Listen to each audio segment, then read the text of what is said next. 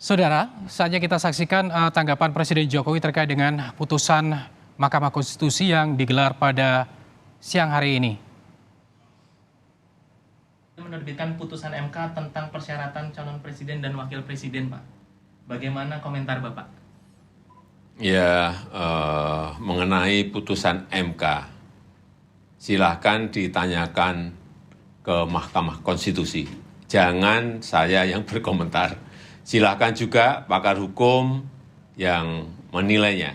Saya tidak ingin memberikan pendapat atas putusan MK, nanti bisa disalah mengerti seolah-olah saya mencampuri kewenangan yudikatif.